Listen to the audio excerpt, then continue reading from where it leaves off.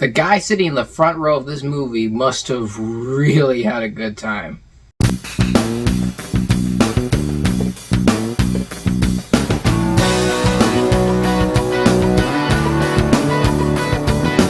Oppenheimer was directed by Christopher Nolan and stars Cillian Murphy in the titular leading role as J. Robert Oppenheimer. This movie also stars Alden Ehrenreich, Robert Downey Jr., Florence Pugh, Emily Blunt, and tons of other stars. This movie retells the life of J. Robert Oppenheimer, the father of the atomic bomb, the toll that it took on his life and the effects it had on the world, and a look underneath the American government during World War II. Oppenheimer has just so much surrounding with the Barbenheimer thing that went on with people promoting both, and all the talks of Christopher Nolan saying, the movie had no CG shots, he's gonna blow up a real bomb. So my expectations were through the roof, and this movie surpassed my expectations. What a movie. Oppenheimer is genuinely, as of right now, the most astoundingly perfect film I have seen all year. This is a cinematic achievement. This is a film. This is a movie.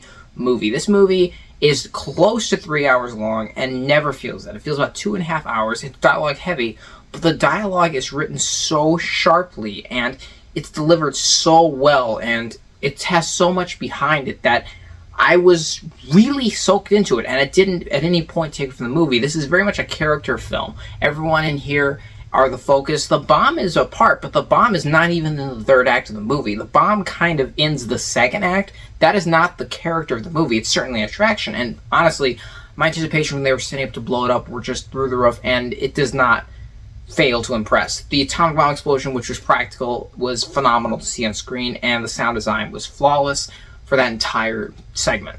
However, it's the people in here and the performances that really sell you in this movie. This movie also helps to never feel over the top with any of these characters, like with Albert Einstein. However, Cillian Murphy absolutely is just the heart and soul and anchor of this movie. He has just so much going on. He takes a visible toll in the movie. He changes from one person we see as a quick, witty-minded kind of guy, you're like, he's kind of cool, to the end, he's taking a toll, and you can see his soul is heavy, and it was really incredible work. Robert Downey Jr. in here was absolutely phenomenal. I loved him to absolute pieces.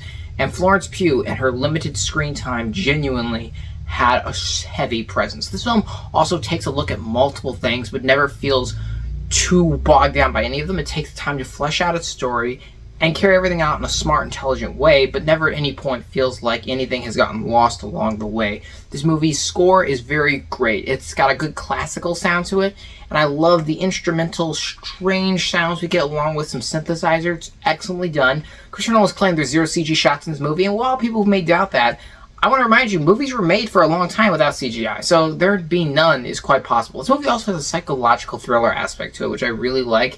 There's a lot that's in his head, and you can tell a lot of this is real, some is fake, and the way everything's carried out is just intelligently done. This movie really sets you in the vibe.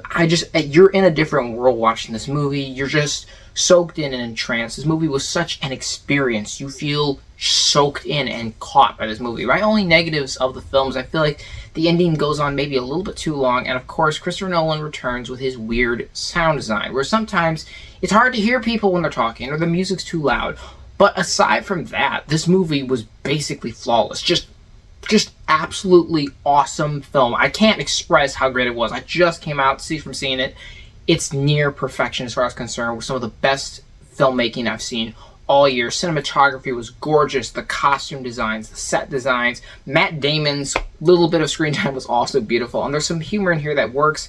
It's not in the movie a lot, but when humor does come in those rare moments, it works beautifully with fantastic dialogue. I totally recommend you to go see this movie. See it in the biggest screen you can and experience Oppenheimer. It is an absolute masterpiece. It's the first movie also here I'm really seeing that I'm hoping gets a lot of Oscar attention. I'm going to give Oppenheimer a 9 out of 10. So thank you guys always so much for watching. I appreciate you, and I'll see you all next time.